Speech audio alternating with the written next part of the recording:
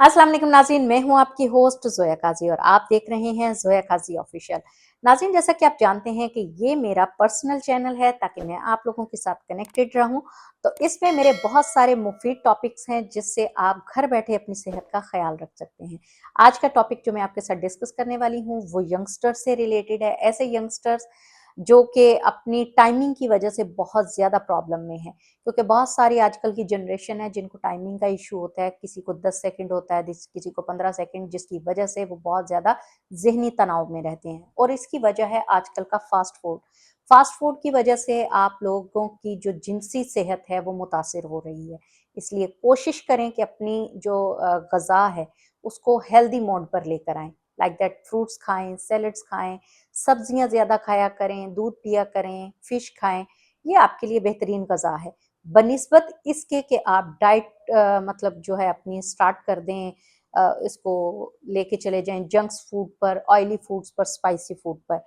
इसलिए आप कोशिश करें कि अपनी फूड को नॉर्मल करें, बल्कि नॉन स्पाइसी करें। लाइट सा उसका टेस्ट रखें जो कि खाने में बुरा भी ना लगे और आपकी भूख भी ख़त्म हो और आपको अच्छा भी लगे। और कभी भी बैली भर के खाना ना खाएँ, हमेशा थोड़ी-सी भूख रख के खाएँ ताकि आप सारा दिन एक्टिव रह सकें। इसके अलावा जिनको मसला आ रहा है टाइमिंग का, कि जिनकी जिनसी सेहत मुतासिर हो रही है और उनको मुबाशरत करते वक़्त फ़ौरन ही 10 सेकंड में ही वो मतलब रिलीज़ हो जाते हैं। ये नुस्ख़ा मैं उनके लिए स्पेशली बता रही हूँ। कॉपी पेंसिल ले लीजिए ताकि कोई भी चीज़ आपसे स्किप ना हो, क्योंकि मैंने भी कॉपी पेंसिल पे इसको अच्छे से लिख लिया है ताकि मुझसे भी कोई चीज़ रह ना जाए जो मैं आपको ना लिखवा सकूँ। अच्छा, आप अगर कॉपी पेंसिल लेकर बैठ गए हैं तो मैं आपको लिखवाती चलूँ। सबसे पहले आपने लेना बोहड़ का फल। बोहड़ का फल जिसको हम आम नॉर्मल ज़ुबान में गोला कहते हैं। इसके ऊपर छोटे-छोटे वो लगते हैं, अंजीर टाइप फल लगते हैं। मतलब देखने में वो ऐसा ही लगता है कि जैसे अंजीर का फूल है, लेकिन वो बोहड़ का फल जो होता है वो गोलों की टाइप का होता है। उसको पंजाबी में गोला भी कहते हैं।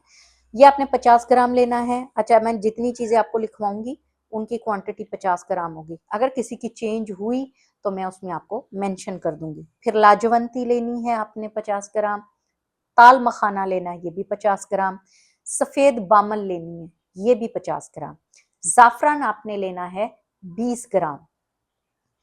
अच्छा, अब आपने इसको अच्छी तरह से ग्राइंड कर लेना है। ग्राइंड करने के बाद बन जाएगा इसका पाउडर। अब जो लोग हैं शुगर के मरीज़, उनको चाहिए कि इसमें ज़ैतून का तेल मिक्स करके अच्छे से इसका एक वो टॉनिक सा बना के रख लें। और अगर किसी को शुगर नहीं है तो वो इसमें शहद मिक्स करें। इन चीज़ों को बना के रख लें। अगर शुगर वाले पेशेंट हैं तो वो ज़ैतून का तेल इस्तेमाल करें और एक थिक सा पेस्ट बनाएँ, जैसे जिसे हम आम ज़ुबान में माजून भी कहते हैं। सुबह-शाम 1-1 चम्मच आपने नीम गरम दूध के साथ लेना है। चम्मच चाय का लेना है, खाने वाला चम्मच नहीं लेना, वो ज़्यादा हो जाएगी।